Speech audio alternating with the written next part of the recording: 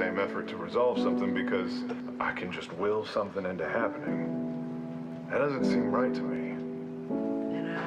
In a fucked up way, I can actually relate to that quite a lot. But, for me, I've always had my fists. And man, is it way easier to solve problems when you're beating the shit out of somebody.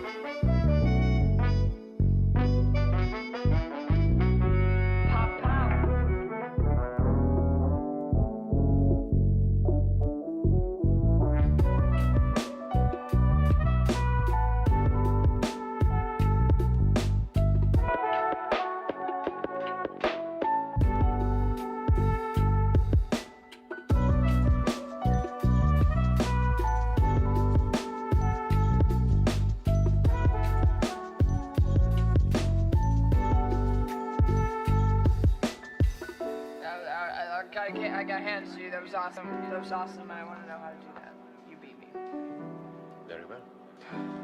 Your first lesson begins now.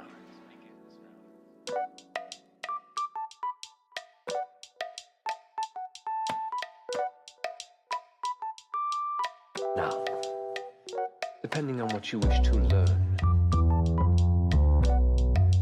there are different places where you can pull the information from the body.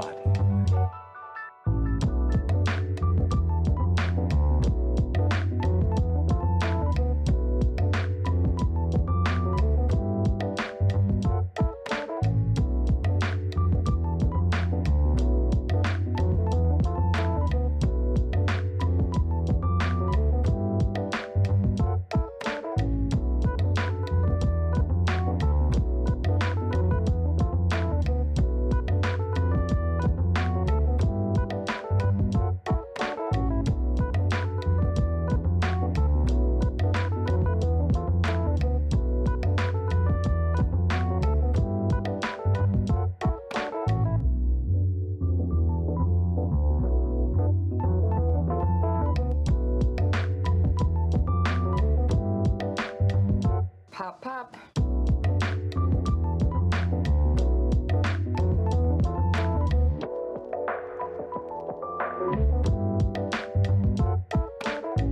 Find wherever corruption is, root it out, and let the system do its job. If the system isn't doing its job, destroy the system.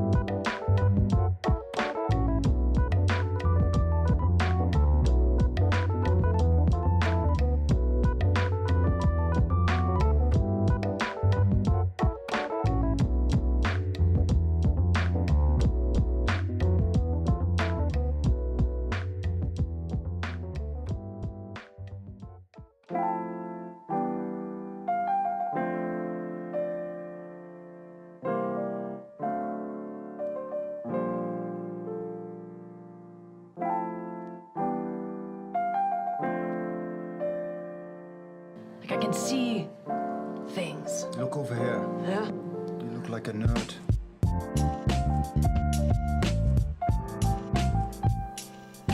Look over here. You look like a nerd. What even is my hair? I don't know what my hair is anymore. It isn't even a thing. It's something. It doesn't know what it wants. I certainly don't know what I want. I'm not even just talking about my hair. What do I want? Can somebody help me figure it out? Quickly, I'm not sure how much time I have left.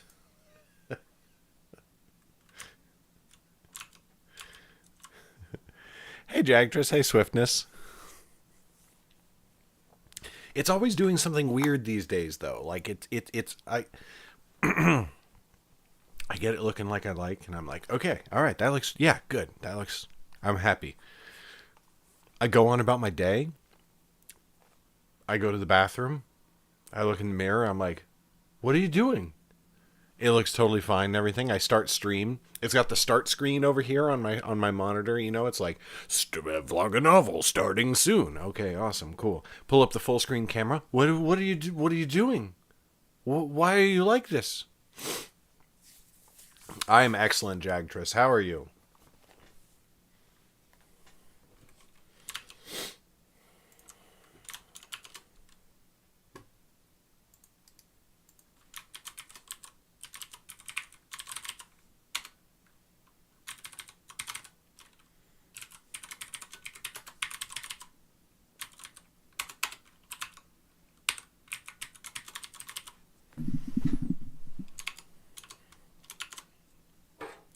What are y'all up to this evening? Wait, Jagtress, aren't you like hours ahead of me? Isn't it like past midnight where you are?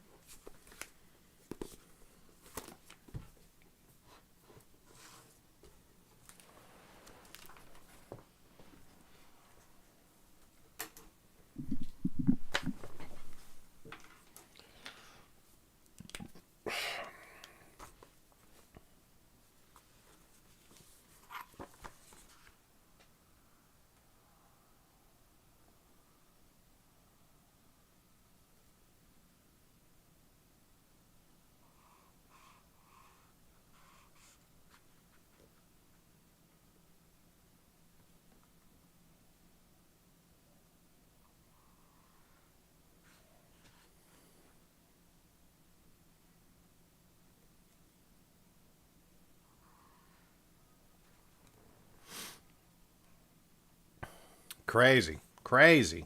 East Coast. What you doing up so late?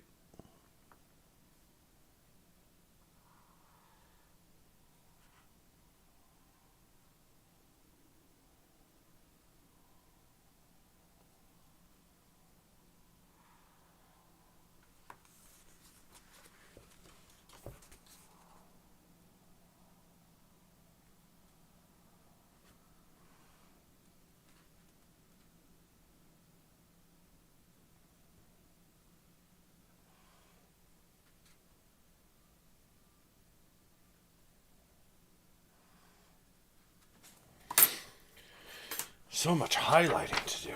My God.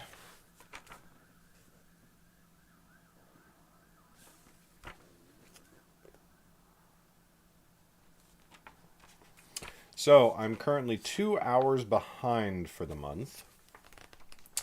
If I could work for 2 hours tonight, that would get me caught back up. I don't think I've got 2 hours in me. But if I do 1 extra hour tonight and 1 extra hour tomorrow, then I will be fully back on target, which would be nice.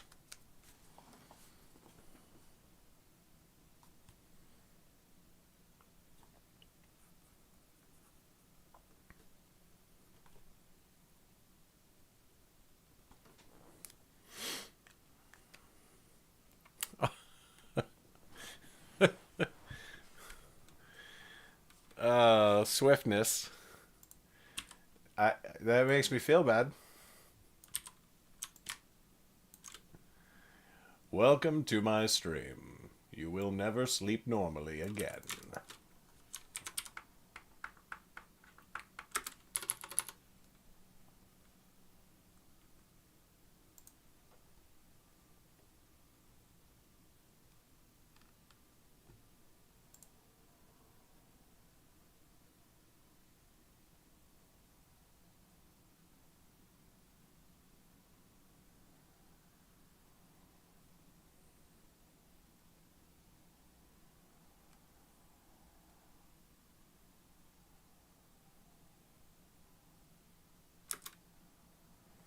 Well, for the record, I am also very happy to be streaming again.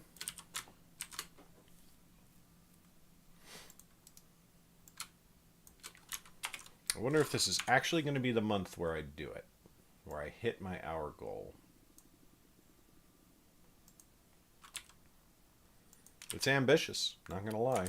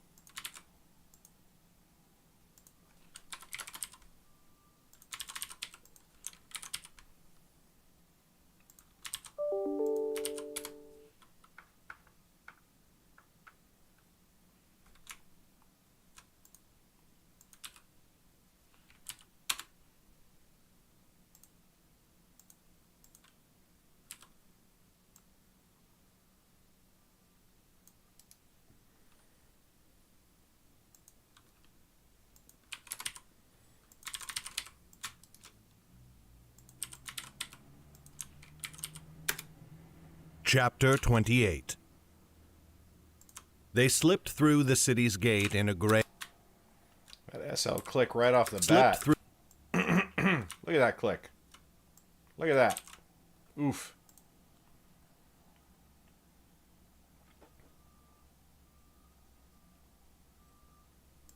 They slipped through the city's gate in a gray morning, passing through a wet chill that hung in the air but did not fall as rain. The guards at the gate seemed more attentive than they had before. Lauren guessed the uproar at the Yeren Manors had something to do with that. But she traded her black cloak for a plain brown one, and they rode out in 2s and 3s, the way they had entered the city, and no one marked their passing. Just out of sight of the city walls, they sent Jormund away to ride east. Lauren gave him his instructions and bid him farewell, a little apart from the others. "This holds all of the information we were able to gather," she said, placing a scroll in his hands. She and Annis had composed the message together. "It also tells him that we ride west for Yawamba. He will no doubt be angry. You must make it clear to him that it was my decision, and that you had nothing to do with it." Jormund gave her a wry smile. That makes total sense, Swiftness. "Do you think I would distance myself from you so? I will tell him that it was my council that sent you west, and that I begged to come with you." Lauren smiled at that. "I wish that you could ride with us. We shall miss your sword." "I hope you do not need it. Farewell, Nightblade." "Farewell." He bade goodbye to the rest of the party and then mounted to ride away. Lauren and the others watched until he was out of sight, and then they rode west. From the first day they left Dahab behind them, they noticed a change. Winter's storms no longer battered them as they had before, and while the air was still frigid, at least it was free from rain. The roads west of Dahab were nowhere near so ill-kept as the ones to the east, so their journey was almost pleasant. The month of Martis was nearly past, and winter was just beginning to give way to spring. When they made camp on the first day, Lauren waited until Chet had gone to fetch firewood, and then she went to Naya. "You did something in the manor that I meant to ask you about." Naya smirked at her. "I did, and I will do it again, or more if you but give me half a chance and half an hour." Lauren's cheeks flamed. Not that. I meant the knife. You threw it at Huel, just as you did the first time we faced him. You are very good with it. As I said, deception and knives are my two great loves. But still, you have asked me no question. Can you teach me? To throw a knife like that, I mean. Naya cocked her head slightly.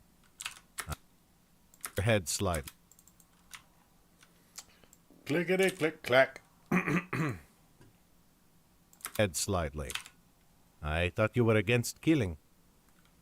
I am, but a knife may be used for other things than death, even when thrown.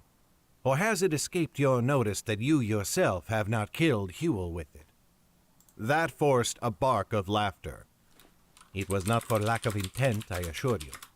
But very well, I can teach you to throw if you wish to learn a fancy trick to entertain your friends.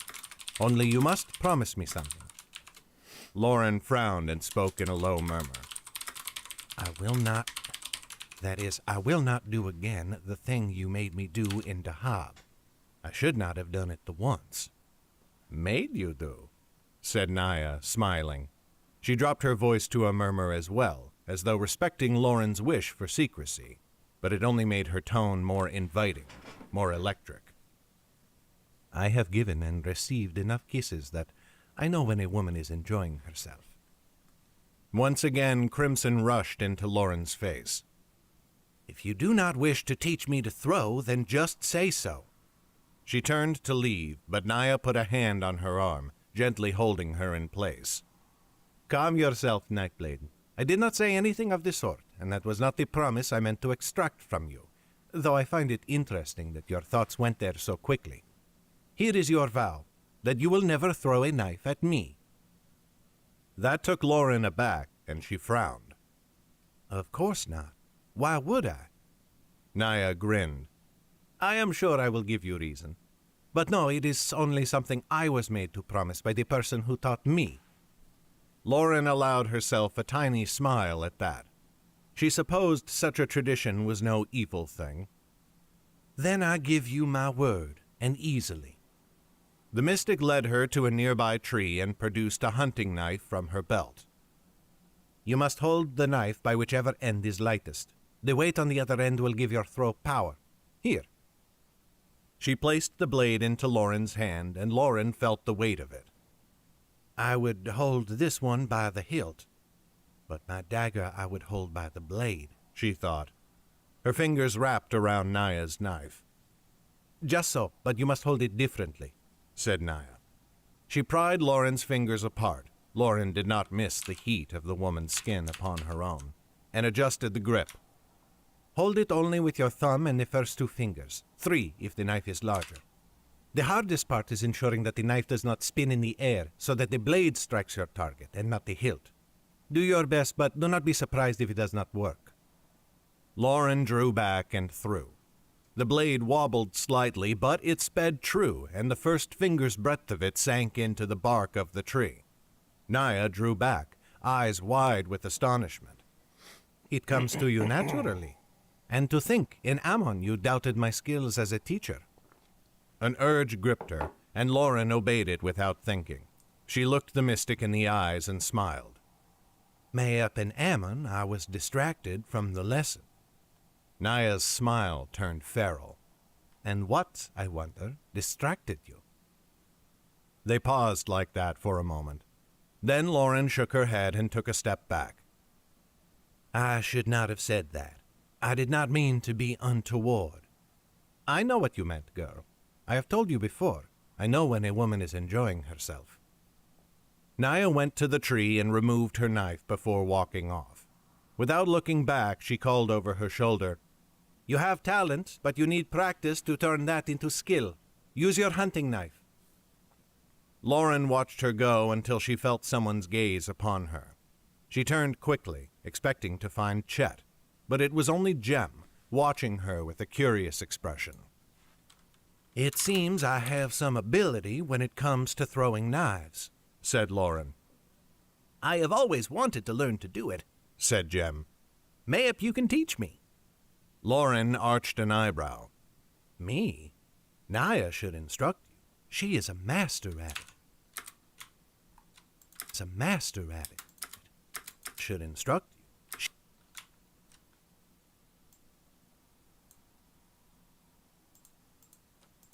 Naya should instruct you.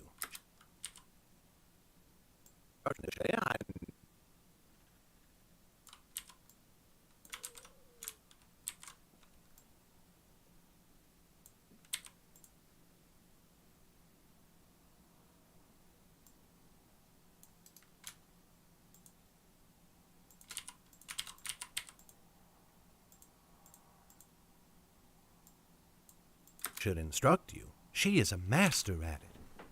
Jem looked the way the mystic had gone. I suppose so, but she is an intimidating woman. I do not think she likes me, and would rather learn from you in any case. It would be my honor.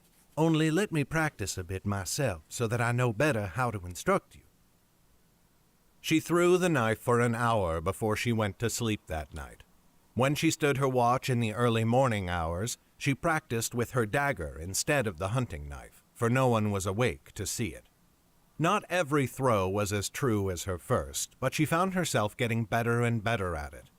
She kept practicing as the days passed, and very soon she could easily land her throw within a hand's breadth of the spot she aimed for.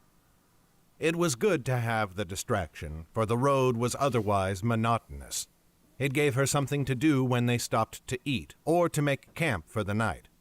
Though the road was far easier than the one they had taken to Dahab, it was not well traveled, and they would sometimes go 2 or more days without seeing someone passing by. When they did, they avoided speaking, or giving any greeting more than a nod. The landscape they traveled was fair enough, Lauren supposed, but she preferred the drier, taller trees of the birchwood to the jungled land they rode through now. The vegetation always seemed damp, and the trees were knotted with great vines that clutched their trunks as if to strangle them. When they did come upon clear green lands, it felt as if the air grew light.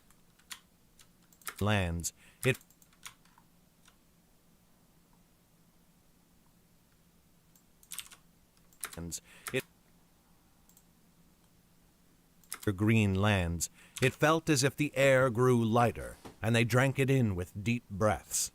But always the road took them back into the jungle again, where they would spend days at a time beneath a canopy of leaves so thick that they never saw the sun. They came often upon smaller side roads that led off deeper into the jungle. Many were marked on their maps, and ran in the same direction they traveled. But when Shion suggested they use those roads, Naya shook her head.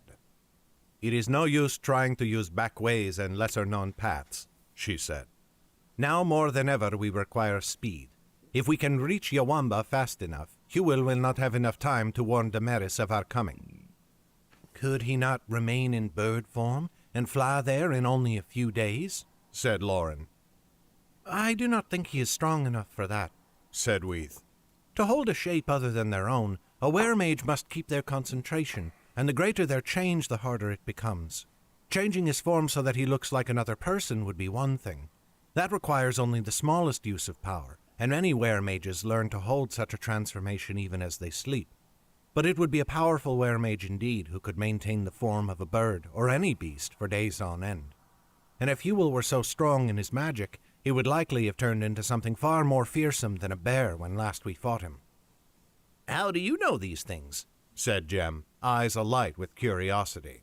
I thought you were an alchemist. Weremagic and alchemy are mirrors of each other, said Weeth. Indeed, they can sense each other, so that I can tell when a spell of either branch is used near me, unless the wizard has learned to conceal it. Can they do so? Said Annis, arching an eyebrow. I have never heard of this. Magic has many secrets, said Weeth, shrugging. The children of merchants rarely learn them unless they are wizards themselves, for what would be the purpose? As for your question, yes. Oh, what would be the purpose?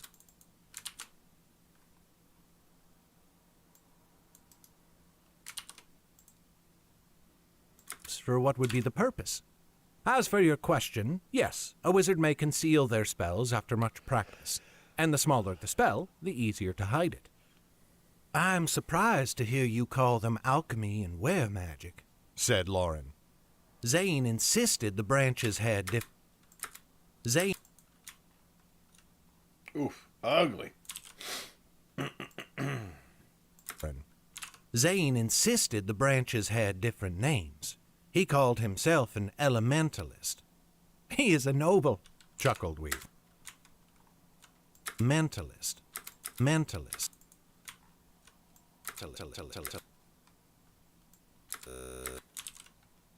Mentalist.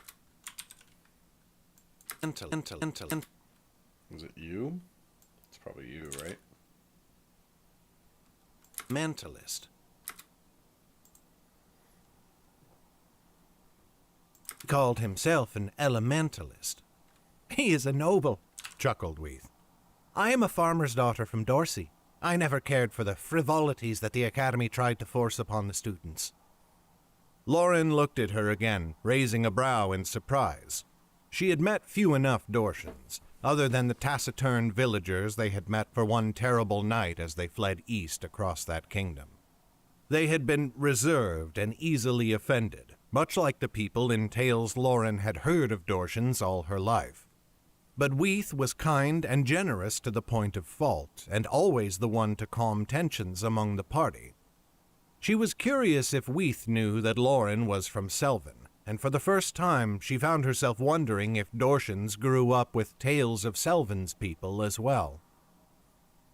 The days passed quickly, if quietly, for the jungle sometimes made them nervous to speak too much.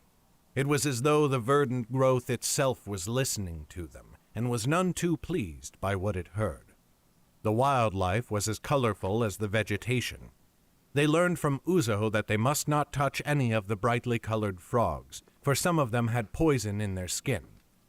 Most snakes, too, were venomous. In fact, it seemed that so many animals in this place were venomous that Lauren wondered what people ate. But while the creatures around them bore little resemblance to the animals of her home, they were often breathtaking in their beauty. Uzo, however, hardly spared them a second glance. Lauren soon realized that, to him, these were as commonplace as starlings in the birchwood. She wondered if he had ever been to one of the southern forests, and if so, whether the squirrels and rabbits were as wondrous to him as these animals were to her.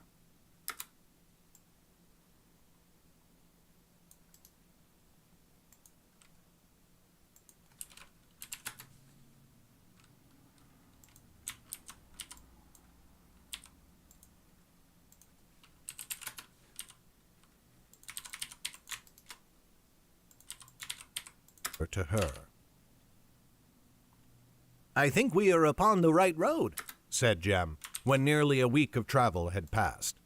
Some of the others gave him odd looks. He grinned at them from his seat beside Lauren. The sky itself has stopped hampering our journey. Why else would it spare us its storms, except as a sign that we are going where we are meant to go? That drew a chuckle from most of them. Even Uzo smiled, though he often seemed annoyed by Jem's antics and never-ending optimism. This journey has taught me that elves are real. I suppose I can believe in your signs and portents as well. Jem did not stop beaming at that for the rest of the day. But though the mood of most of the party had risen considerably, Chet's only grew worse the farther they rode. He would not acknowledge Naya at all unless absolutely necessary, and then he would say only one or two words at a time. He was curt with the rest of them as well, and would often make snide remarks. When asked to help gather firewood or hunt, he would sometimes mutter, "We would not need to do so if we were riding in the right direction." When they made camp each night, he made a point of sleeping out of Lauren's reach within their tent. For the first several days she bore it silently, for she thought his ill mood might fade after a time. Jem kept trying to entice him into conversation, though Chet never seemed willing. Then, on the 10th day of their ride, Jem asked curiously why Chet and Lauren and Shiyun did not keep their bows strung while they rode. "Because we know how bows work," snapped Chet, "and we do not want to break ours. If you wish to learn about archery, find an instructor." Jem balked. Lauren fixed Chet with a steely glare and then looked over her shoulder at the boy. Jem, ride with Annis for a while. I must ask Shion a question about the road ahead. Chet, come with me. Chet had gone sullen. He could no doubt sense her anger, and must have known this was no ride for pleasure. She is not far ahead, he said lamely. Come, she said, and nudged Midnight into a canter. She heard the hoofbeats of his horse behind her a moment later. When they were out of sight of the others, she turned from the road down a side path. It led up a hill, and Lauren slowed to a walk. He followed behind her silently, for which she was grateful. If he had made some snide remark about their course, she might have struck him. The path soon took them up to a crest that... The path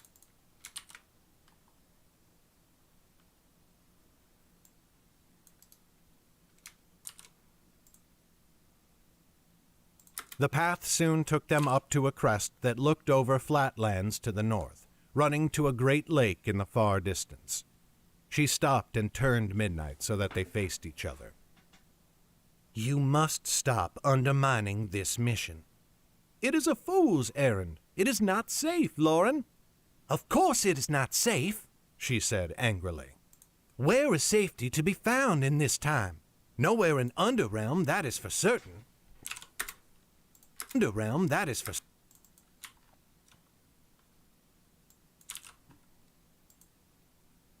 realm, that is for certain. So your intent then is to seek danger? How does that seem a wise course? My intent is to help stop this war. Unless the High King and those who serve her stop the necromancer, then let the High King stop them, said Chet. You have done enough. Nothing is enough until the danger has passed, said Lauren, shaking her head. The threat only grows. And so does the threat to you, said Chet.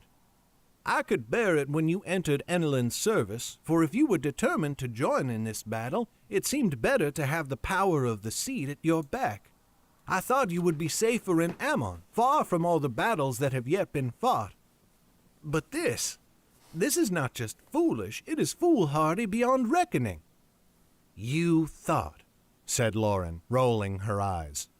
When will you learn that your thoughts are your own? They are not mine. I never planned to seek safety.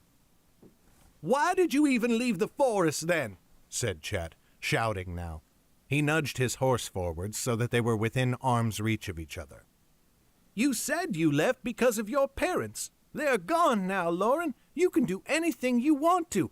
Of course I can do anything I want, she cried. I always could, without any need for your permission. And this is the life I choose. Chet went stock still. He stared at her for a long while as she sat there, her shoulders heaving, barely restraining the urge to throw him from the saddle and pummel his foolish head. And in the silence, Lauren saw the dawning realization in his eyes. It was the look of a man who had been speaking to someone in a mask, only to have the mask ripped away and the person beneath look nothing like he thought. It is, he said, his voice suddenly small. It is what you choose. And suddenly Lauren felt that she, too, saw someone entirely new to her. In her eyes, Chet again became the young boy who had made her promise to dance with him, the boy who had followed her with doe's eyes around their village. She did not know what she had seen him as only a moment before. That image of him was wiped away so completely that it was as though it had never existed, and now he was little more than a child again. Of course he is a child, she thought. You both are.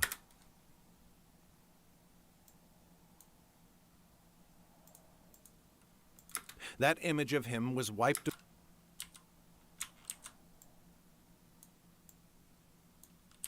And now he was... Of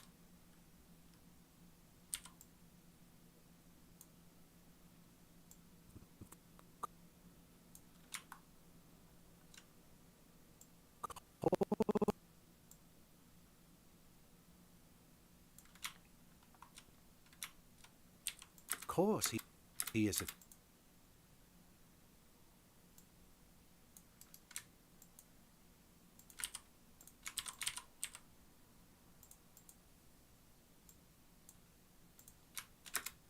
course he is a child, she thought.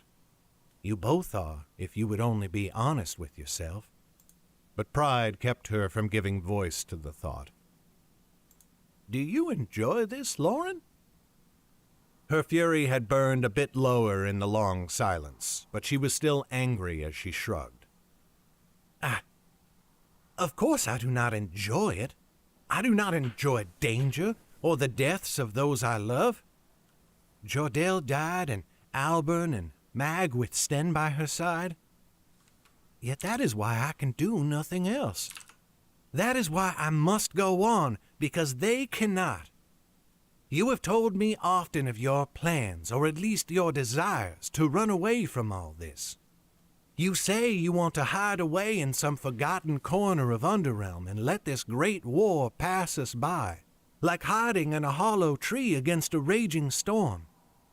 I can never do that, Chet. I thought you wanted to once, said Chet. I thought we both wanted to run away together. Because that was better than the life my parents deigned to give me. But now I could not live with myself. I could not abandon the 9 kingdoms or the people I love. And that is because of my parents, Chet. That is what they would do.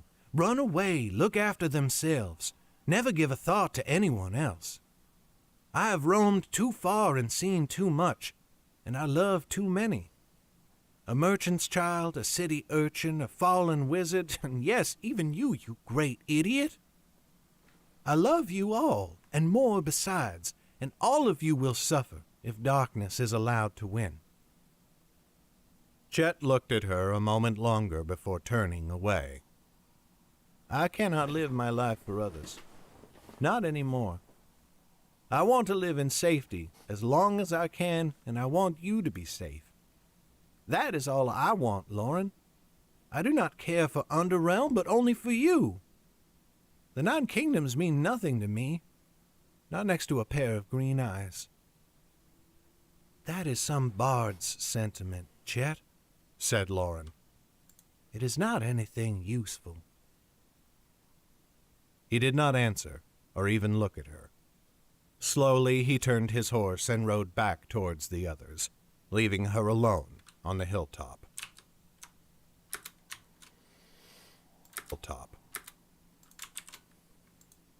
Emotional damage.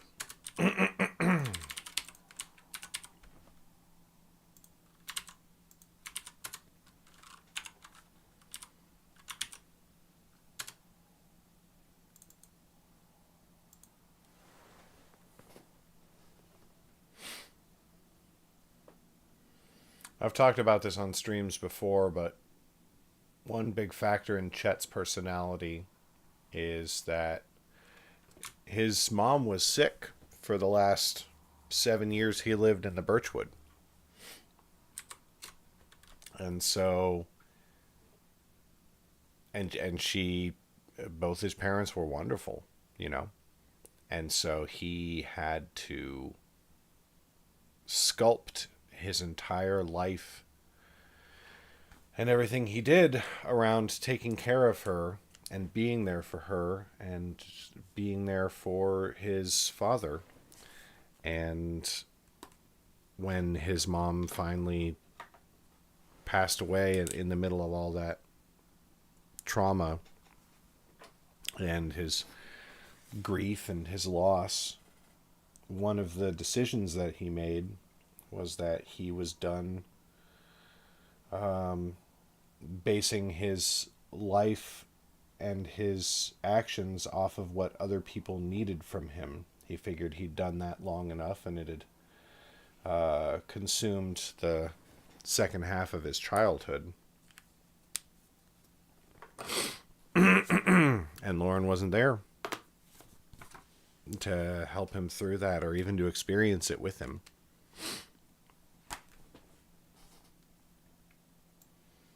So when he says he's done living his life for other people, that's what he's talking about. And Lauren is right smack dab in the middle of finally having found and connected with people who she thinks are worth her living her life for or giving her life for. She's never had people around her who were worth... She's never had family who were worth sacrificing for or suffering for. And now she's addicted to it. And she's extended that out to the whole nation of Underrealm. Because that's addicting. When you feel like your actions can actually help people, make their lives better, save them.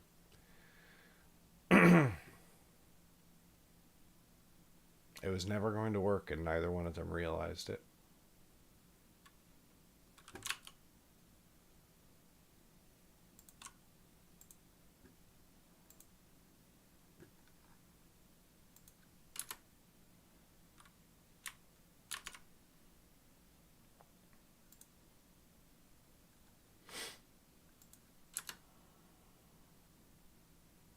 And that's why I don't like. That's why I don't dislike Chet as much as a lot of people do. I understand that he's kind of a putz, but in certain ways, in other ways he's great.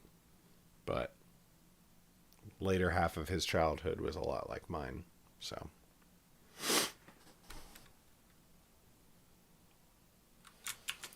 I put that in there because that's how I was feeling when I was writing that book.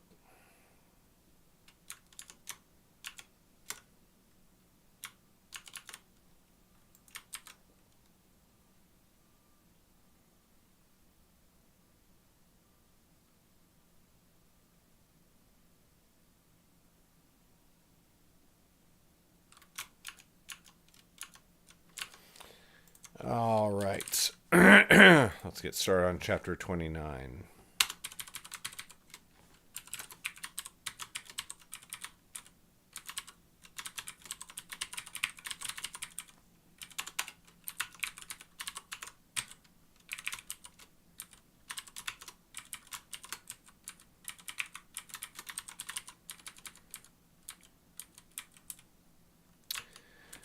But I certainly need a beer before we do that. Ugh. Another beer, I should say. And I suspect, we'll see how I feel at the end of it, but I strongly suspect that chapter 29 is going to be the end of the night. I mean, we'll see, but I have been burning it pretty hard sleep-wise recently, and I would like to go to bed at a time that would let me get up and start working at a decent hour.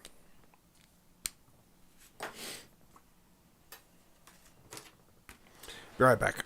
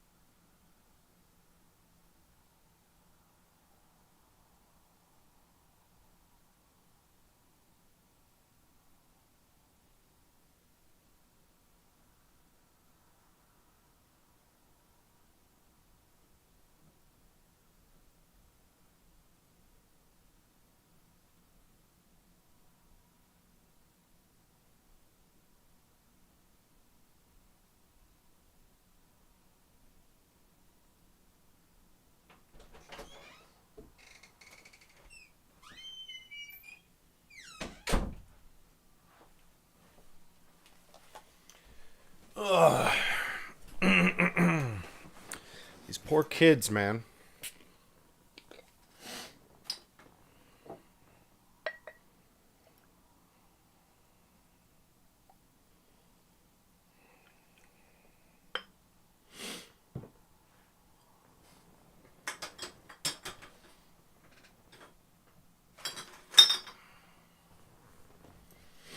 Can't even imagine growing up in a time of political and social turmoil with brewing war, having your childhood ripped away from you and never being taken care of by the adults you should have been able to trust.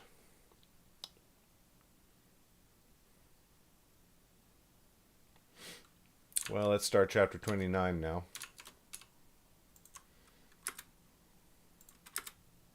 Chapter 29. They reached Feldemar's western lands 3 days later. Annis told them they were close. Lauren had often consulted with her during the journey, huddling together over their map, and she had pointed out the place where she thought Yawamba must be located. As she had said, there was nothing marked there. The closest thing was a small town nearby, a place called Sarafu. It was little more than a village, but it was one of the areas from which much coin and many soldiers had vanished. "If there is a road to Yawamba, we may find a sign of it in Sarafu," said Annis. "At the very least, the area around it will be our best hope to start looking. At the very least,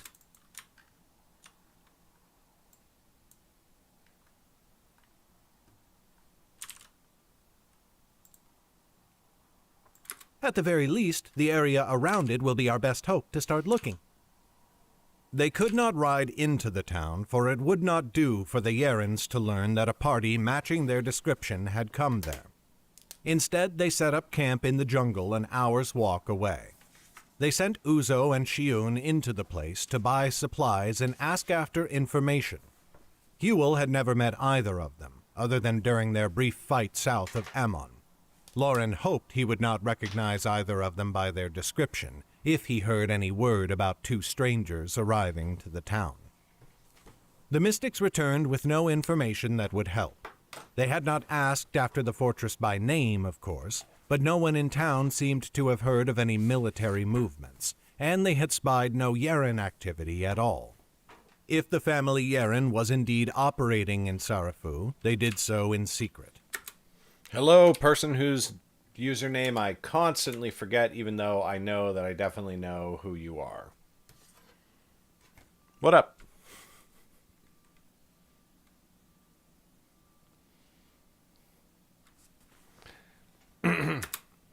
They began their search the day after they arrived, splitting the party in two. Wait, is it Miak? Is it Miak? You know how I knew? Because of the fucking emoji. That's why. Lauren led Chet and Weeth riding north along the foothills of the mountains, while Naya took Uzo and Shiun south. They followed roads when there were roads to follow, and dove off into the countryside when there were not. Jem and Annis remained at the camp, looking after their possessions. Once again, Lauren found herself at the feet of the Great Rock Mountains. These were the northern reaches of the same range. Do you not want me to use that name, by the way? I only use it because it's the internet name, but if you don't want me to stick with not. Kara, you said Kara, right? Is that correct? My memory. What even is fucking memory these days? These were the northern reaches of the same range, after it turned northwest and cut across Dorsey. Here they formed Feldemar's western border, just as they formed Selvin's in the south. As they had ridden west, she had feared that the sight of the mountains might call to mind painful memories of Jordel. But these peaks were so different from the ones they had traveled together that she could hardly believe they were the same range. In the south, the peaks were tall but gentle, peaked with snow atop the gray and brown of rock and soil. Well, I'm glad to hear that. Audio booking is going good. We're way ahead of schedule on this book so far. We gave ourselves 20 hours to finish it, and it looks like we're going to finish it in 15, maybe 16. No, 16. 16 for sure. So I'm happy with that. In Feldemar, the jungle ran straight up the sides of the mountains to the very top, even now in winter, and their silhouette was like a row of upraised knife blades against the sky. The first long day's search revealed nothing, and they returned to camp defeated. Naya came back shortly after Lauren, and from the slump of her shoulders, Lauren thought she could tell how successful they had been. After Lauren, and from the slump of her tongue clicking. And from the slump of her shoulders, Lauren thought she could tell how successful they had been. But she rose from her place by the fire and went to them regardless. "Did you see anything?" "Nothing," said Naya, shaking her head. "We will ride farther tomorrow." "As will we." And so they did. Lauren led the others galloping north on the best road they could find, passing in a rush the landscape that they had searched in detail the day before. When they reached lands they had not yet searched, they slowed once more to renew their hunt. But that day proved just as fruitless as the first, and their heads hung still lower by the time they had returned to camp. This time Naya came back first. She, too, had been unsuccessful. They were a morose party that night. As they sat eating a meager meal around the fire, they rarely looked at each other. Naya spit a bit of gristle into the flames, and the sound was so loud that Annis jumped. "We might think of moving the camp," said Naya. "But which way?" said Lauren.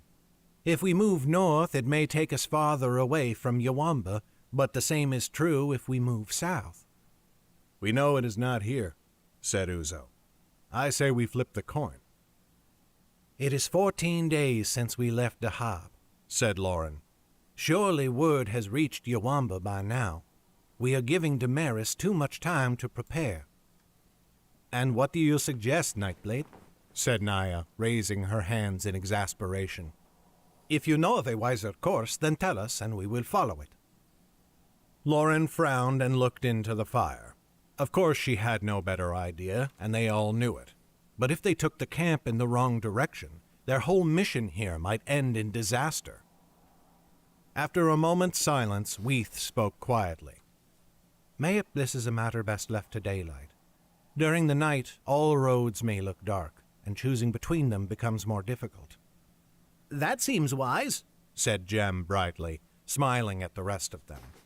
The smile was not returned.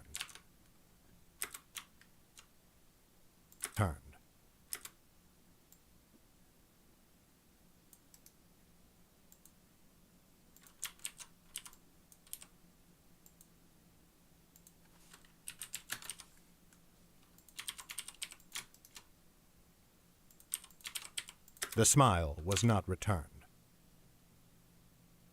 Gregor stood before her. As before, the man was giant-sized, larger even than he was in life. His hands looked as though he could crush her to a pulp between his fingers. His massive legs were like oak trunks. He was so large that the trees around him seemed dwarfish, though the tops of them still stretched over his head. Now his face was not wasted as it had been before, and his eyes were not sunken, but smoldered with a dark light, as though he were a wizard who had eaten mage stones. "I told her to kill you," he said. His voice was not thunder now, but the roar of the ocean, the inexorable tide that in time tore down even mighty mountains. Even mighty mountains.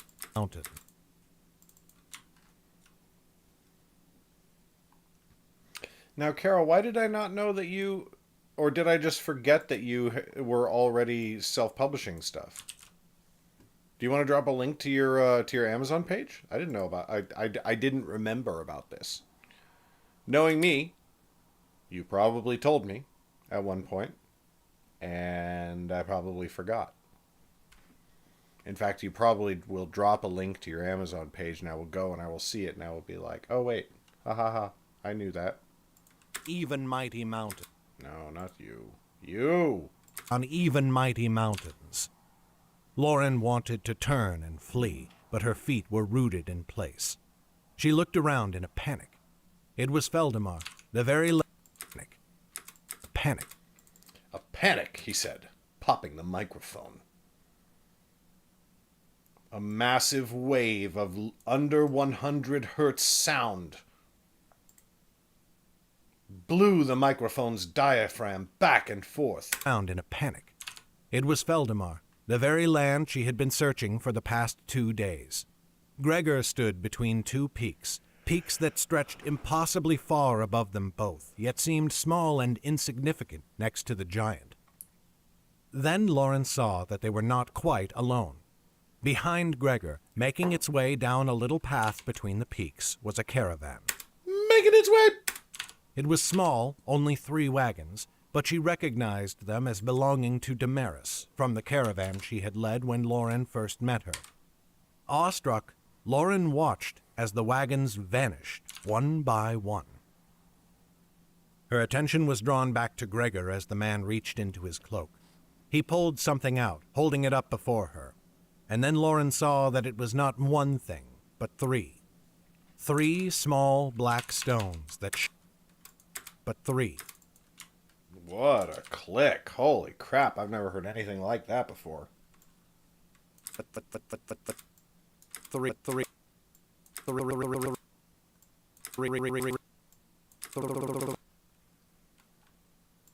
Oof. Oh, that was a big one. But 3. 3 small black stones that shone in the moon's light. Mage stones. Gregor flung the stones at her, and she flinched. But in midair they twisted and turned, growing as they moved, lit from within. And when they had finished, they had become the bodies of Chet, Annis, and Jem. Her friends fell lifeless at her feet. Now she could move, and she fell to her knees beside them, crying their names. Oh, okay. I mean, yeah, it's all right if you don't want to share it. We in this channel and in our space have nothing against that, just so you know. So if you're worried about this space, this channel, this chat room, go ahead and drop a link. If you don't want to share it for your reasons, that is totally understood. Crying their names. Chet's throat was cut, the same as always. Jem would not attack her now, for his body was broken in 1,000 places. Annis had dark bruises around her throat where she had been strangled. Someone dragged her up by the hair. "The knife," hissed Auntie's voice. But it was not Auntie who held her. It was Damaris, and the merchant held the same knife as before. Thanks, Kara. What's an affiliate writing gig, Jagtress? It was Damaris, and the merchant held the same knife as before, an old, rusted, twisted thing, far below her station. Lauren woke, just as the knife parted the skin of her throat. The sound of her scream escaped her, but she came to herself just in time, and stopped it there, so that she only gave a little yelp. Her hands grasped in the darkness, but she did not strike out, did not hit Chet by accident. She only found his arm and gripped it, squeezing it tight, afraid to let go. Chet. Oh, nice. Cool. Like, like BuzzFeed type stuff. Or not BuzzFeed necessarily. That'd be more like 5 Mother's Day gifts that prove that you're Jeff from Bridgerton.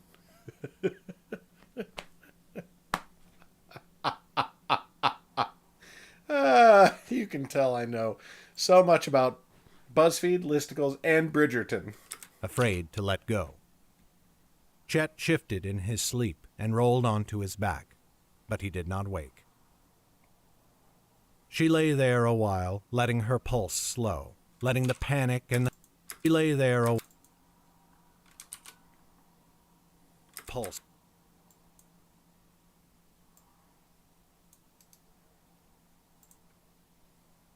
A while, letting her pulse slow, letting the panic and the fear seep from her, like water from a rag hung up to dry. It was somewhat of a relief to know that the after effects of these dreams were easing. Mayhap, in time, she would even wake without feeling the terror they always left behind. When her pulse had stilled, she sat up and dressed herself before slipping from the tent.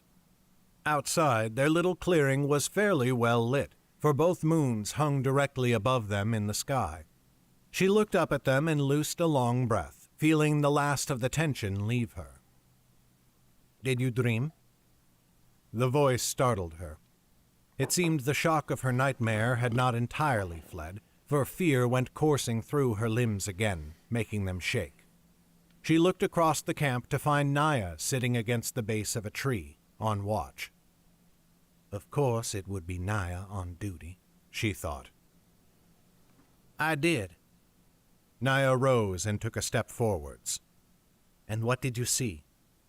Lauren blanched. "See?" "In your dream. I heard a brief cry. Did you not have a nightmare?" Naya was studying her face, her head cocked slightly, curious. Yes, I did.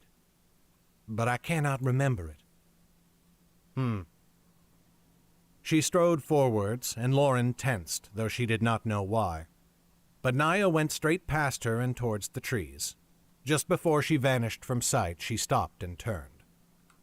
"Will you stand for me while I relieve myself?" "Yes, of course," said Lauren. "I will take the watch if you wish it. I do not think I will sleep again tonight." Naya nodded and vanished. Lauren went to where the mystic had been sitting and put her back against the same tree. The ground still held some of Naya's warmth, and Lauren sighed. Refunds do fucking suck. I get it. I understand why Amazon allows it. No questions asked, 30-day refund. But fuck that, man.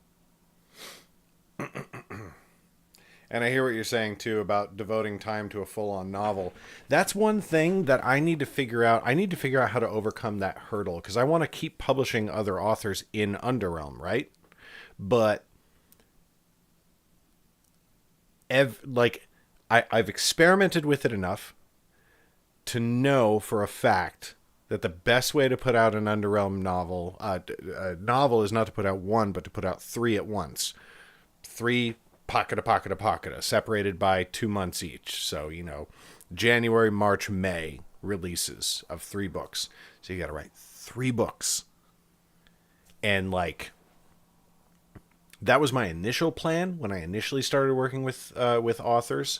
And that runway was so long that of the 3 authors that we originally signed, 2 of them never finished the first book. And one, Brenna, we've published her first book, and now she's been so caught up in the second book that's been, and also a bunch of other stuff happening in her personal life that hasn't happened yet. And I'm just like, man. Now, in her case, if her personal life hadn't intervened, that would be one thing. But I'm not able to do this, but what I want to do is I want to grab someone and I want to be like, okay, here's what we're going to do. I'm going to give you a $10,000 advance, and you're going to come here, and I'm going to put you up in an Airbnb, a 2-minute drive away from me, and you are going to be in that room, and you are going to write 3 books.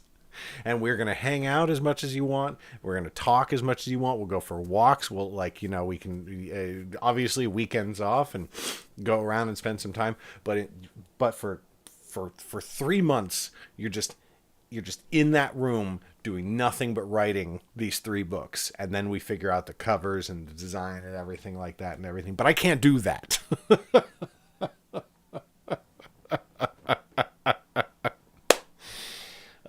I would love that, Jagtress. I truly, truly would. There's so many people. I know we've vaguely mentioned that idea. I would pick up Antoine Bandelet or Jim Wilborn in a heartbeat.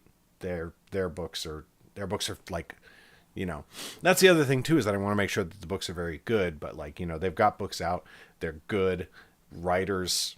I know that we could work together very well. I know that we could, that could help, bring them out, help them sort of match the Underrealm style and work together really well on it. But that's a big runway. If you can't offer an advance, that lets people devote the time to it. You know what I mean? And some people, that's not even going to be an option. They're like, okay, like that, an advance sounds really good, but I'm also working a full-time, like, you know, a lot of people are out there with a full-time job that they can't just walk away from for 2 or 3 months, because that security is so important to them. So it's a fucking hurdle, and I don't know what to do about it. Her thoughts returned to her dream. The peaks of the Great Rocks she knew well enough. They were visible even now, a darker black against the backdrop of stars in the sky. But the path she had seen, the 2 peaks in particular, those were sights she had not seen with her waking eyes. She thought back to Hewell and how her dreams had shown him in Dahab. Could this be the same? Was Yawamba in the mountains themselves? If so, she was correct in her reluctance to move the camp, for they would not find the fortress in the lands surrounding the Great Rocks. Naya soon returned and entered her tent without a word. Lauren stood watch the rest of the night, and when dawn came, she waited impatiently for everyone to rise. "I have had a thought," she said. "We should not move the camp." "What then?" said Naya. "I wonder if we have been looking in the right place. We have been searching the lands near the mountains, but those lands are open to all, even casual passers-by. If Yawamba had been built in such a place, surely it could not have escaped notice all these years. It would be on the maps, but it is not. What if it is in the mountains?" Lauren looked at Annis and Jem. "We know full well how cleverly a stronghold can be concealed in such a way." Their expressions grew solemn, and Lauren knew they were thinking of the Shade stronghold where Jordell had met his end. Naya looked to Shiun. The scout shrugged. "It is possible. We could easily have missed a path into the mountains in our searching, for we did not look for such a thing." "It would make sense," Annis interjected. "I told you that much coin and many supplies had vanished in this area, enough for a mighty stronghold indeed. I had been wondering how so large a place could escape notice of the High King's mapmakers." With a sigh, Naya shrugged. "Very well. It seems as good a guess as any." They ate hastily after that. Lauren could feel it in all of them, a sense of nearing the end of their journey, that this time surely they would find what they sought. They mounted their horses and rode off, but this time they rode together, making as far west as they could, and did not split into 2 groups until they had reached the feet of the mountains. Then they went in the same groups of 3 as they had the past 2 days. This time the going was far slower, for they had to ride around big and mouse over click. ridges, Holy crap. and the land itself seemed to try to halt their progress. Slower. Good goddamn.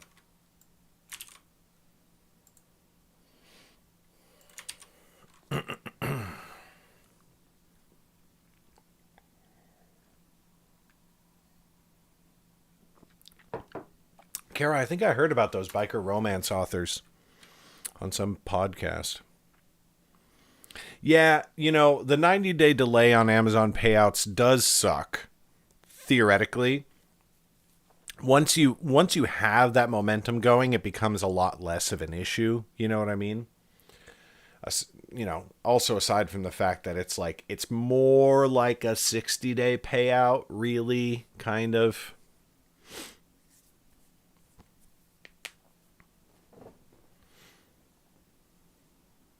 Well, that's really cool, Jagtress. I hope you get the gig. This time the going was far slower, for they had to ride around and over ridges, and the land itself seemed to try to halt their progress. Soon Lauren began to grow frustrated, and with her frustration came doubts. This was taking more than 3 times as long. What if it was all a waste of time? What if another day went by and they were no closer to their goal?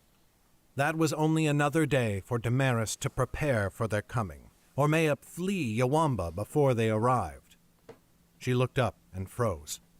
Her hands jerked on the reins, and midnight came to a sudden stop. Chet and Weeth wheeled around, staring at her. "What is it?" said Chet.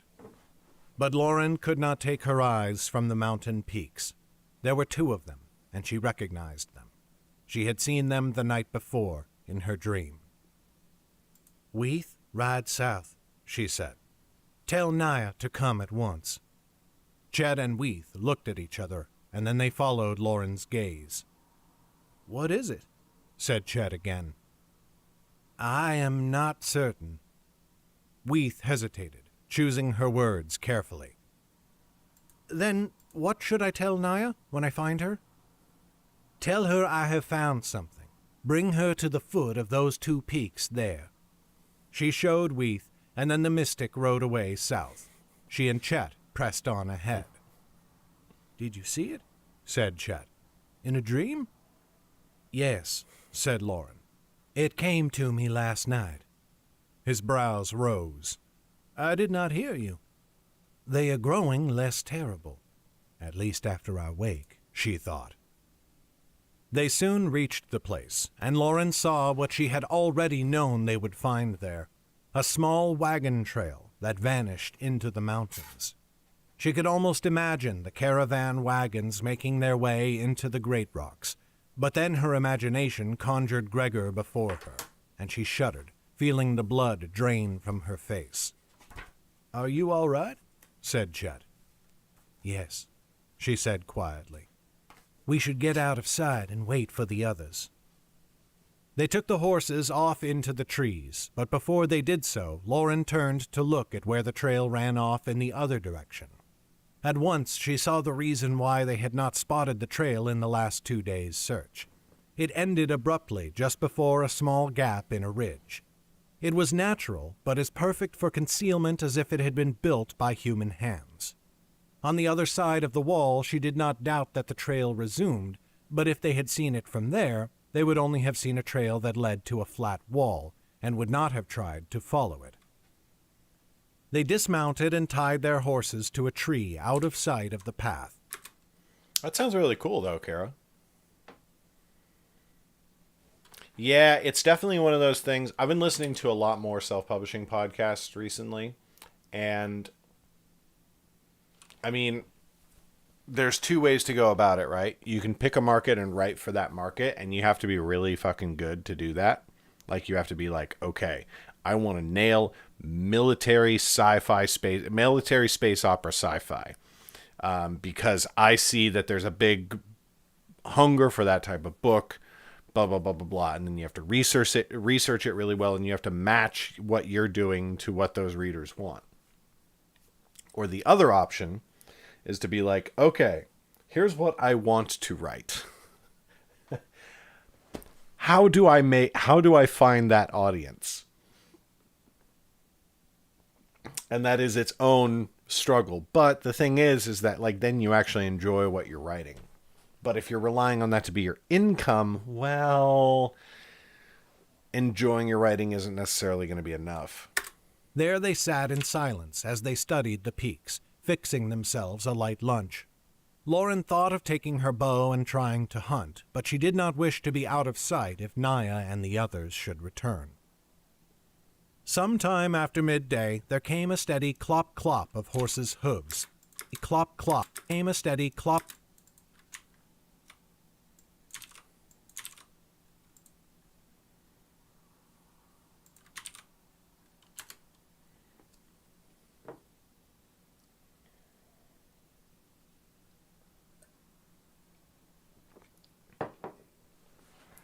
Like for me, now that I've started writing Underrealm, now that I say that, 8 years later, once I started writing Underrealm, there was never going to be anything else. I was just like, no, this is me now. This is my thing. I just don't want to write anything else. I just don't. There's nothing else that excites me, nothing else that gets me.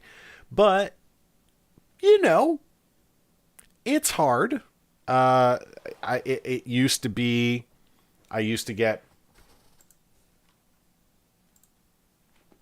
when marketing was easy back in 2016, 2017, I was very extremely successful with it. And then that kind of dwindled and has continued to dwindle. Which is why I have a full-time day job now. But that doesn't matter.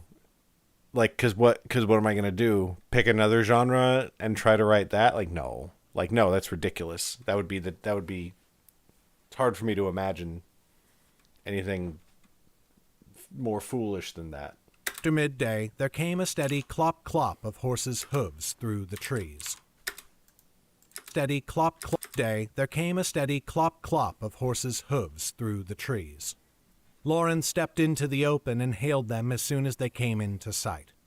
They gathered around her on the path, looking over the peaks and the faint trail that led between them. "A fortunate find," said Naya. She looked at Lauren and arched an eyebrow. "I find it incredible that you should have stumbled upon this by chance." Lauren kept her expression carefully neutral. "What other explanation is there?" Naya's nostrils flared, and she looked away. "You think this is the way to Yawamba?" said Uzo. "That seems a narrow track to supply a fortress as large as the Yeren girl. Fortress as large..." Yeah, the early KDP days. I wasn't even there for that. Fortress as large as the Yeren girl made it sound. "We have found no better sign," said Lauren. "Let us investigate it." "Lead the way, Shion," said Naya. "And be wary. If we are indeed upon the right trail, there will be guards before long, if they have not seen us already." "We should proceed on foot," said Shion. "For the noise, and so that we may pass more easily between the trees." Naya nodded and dismounted, and the rest of them followed suit, tying the horses in a place of concealment from the road. Then Shion went on ahead of them, running at a half-trot into the trees, where she disappeared. Lauren and Chet strung their bows, and the rest of them set off after her at a slower pace. "It is fortunate, after all, that we did not move the camp," said Naya, giving Lauren a careful look. "Fortunate indeed," said Lauren, not returning her gaze. Not even an hour passed before Shion returned to them, stepping out from behind a trunk as though she had appeared from thin air. The party came to a halt, and Naya's hand went to the hilt of her sword. "There are guards," said Shion. "There are many, and they are Yerens." Lauren and Naya went on ahead with her. She took them silently through the trees, and Lauren made very sure to place her feet just as Shion did. She had some gift with woodcraft and stealth, but Shion was a master of it. They stopped, and the scout pointed to the top of a ridge on their right. Lauren saw two little bumps, and as they watched for a moment, one of them moved. "Two up there," said Shion, "and three there." She pointed back down the slope they were on, towards the back down the slope.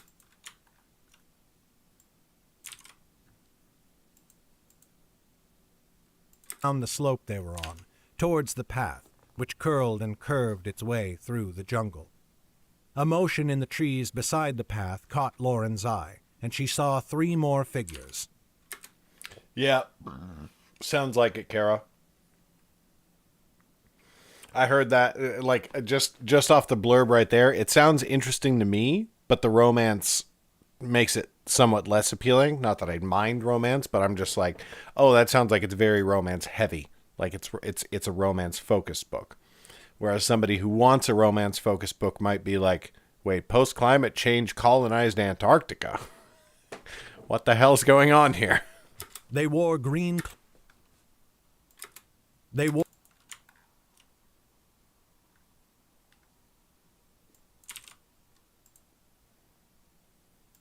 They wore green cloaks, not the light green of Yeren merchants, but a deep green meant to blend into the jungle. "Something is close by, that is certain," said Naya. "There are none higher up the ridge we stand upon," said Shion. "We can press on that way." They followed the ground up until they had almost emerged from the trees and into the daylight. Yeah, no, totally.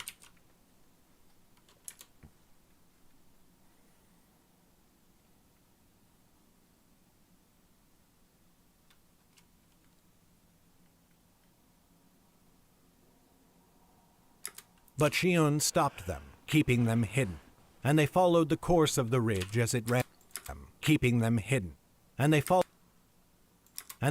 the course of the ridge as it ran farther west. Soon they had passed the guards on the opposite ridge. Below them and ahead of them, they saw that the path took a long turn around the spurs. Below them and ahead of them, they saw that the path took a long turn around the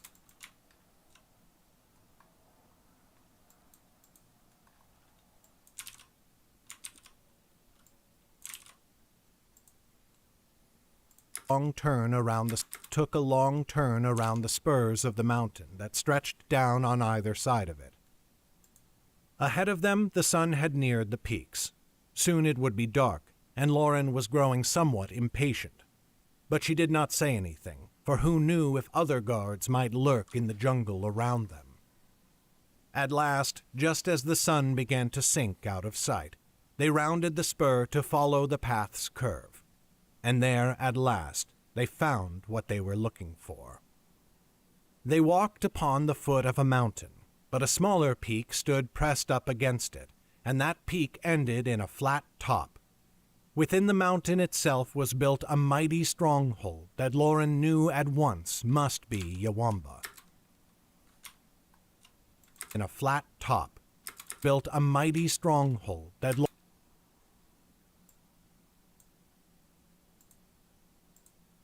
but a smaller peak stood pressed up against it, and that peak ended in a flat top.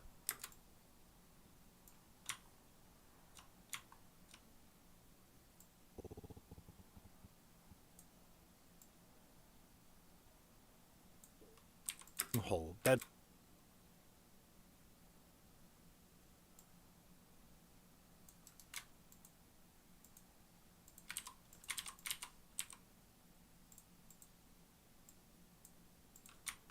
mighty stronghold that Lauren knew at once must be Yawamba.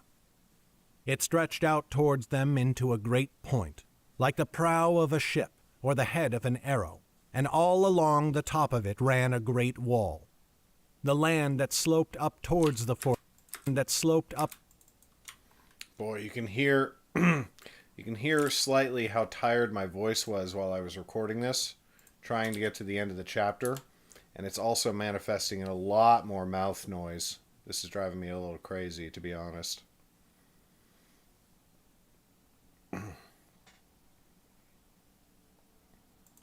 The land that sloped up towards the fortress was rocky and treacherous, and only a single road had been built leading up.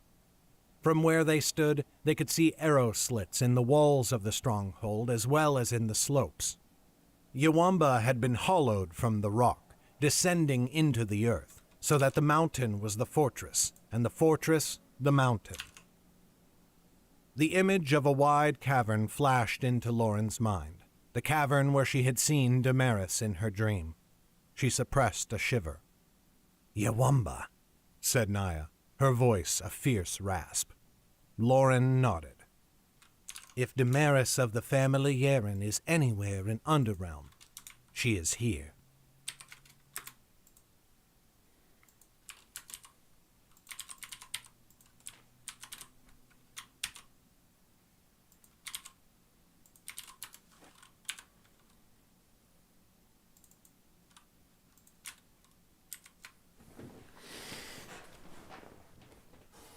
All right, Jagtress. Yeah, I'm done as well, so I'm about to throw a raid over to Nagasaki if she's still alive. Yeah, she surely is.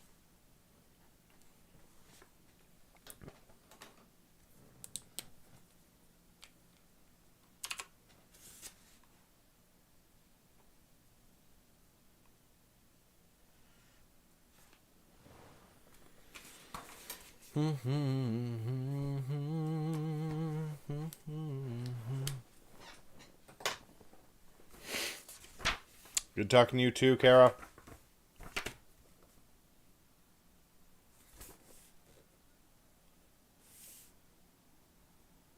I will try not to be. Although, if I catch up on my monthly hours, and my monthly targets, I am probably not going to be doing more late night streams because this is quite hard on my sleep schedule. I'm so happy to be here and see you and see Swiftness and Kara and hang out with you all, but I'm so tired.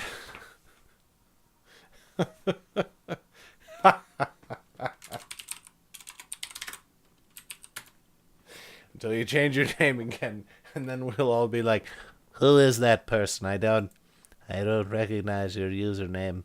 Who are you?"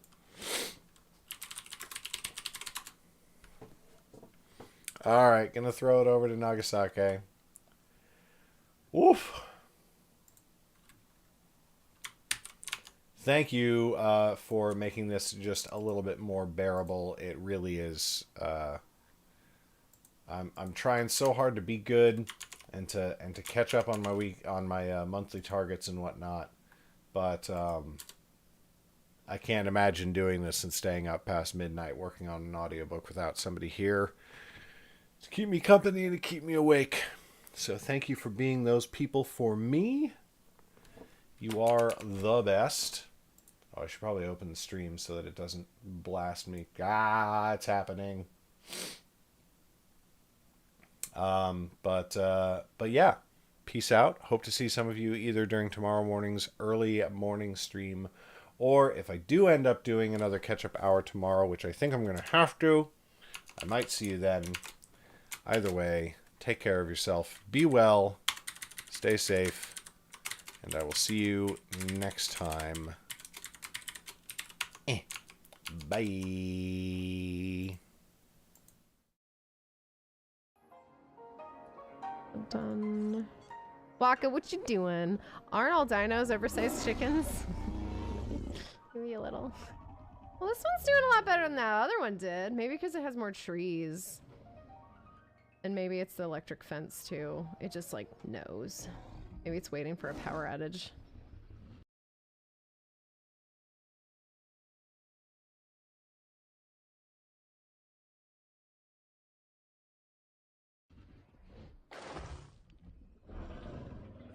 Oh, yep. Get that goat. Get that goat. Get the goat.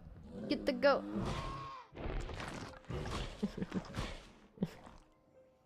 I'm staying here, meow. I was more referring to... Oh, okay. Sorry. I wish I could close that.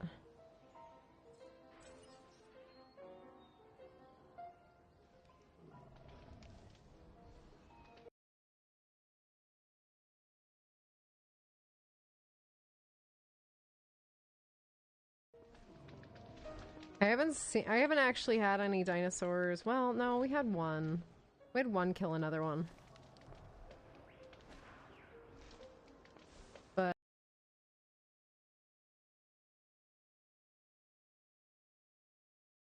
not like this on purpose. He is like checking out. Oh god. Get away from the fence. Mm-hmm.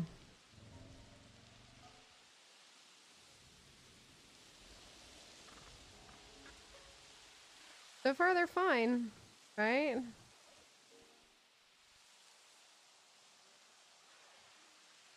Where is she? Where'd she go? Clever girl. Oh my god! Novel! Hi, baby. You the sweetest. How you doing, Novel? Oh, thank you for the raid, my dear. Hello, raiders. What you up to? Did you have a good stream? Oh, there she is.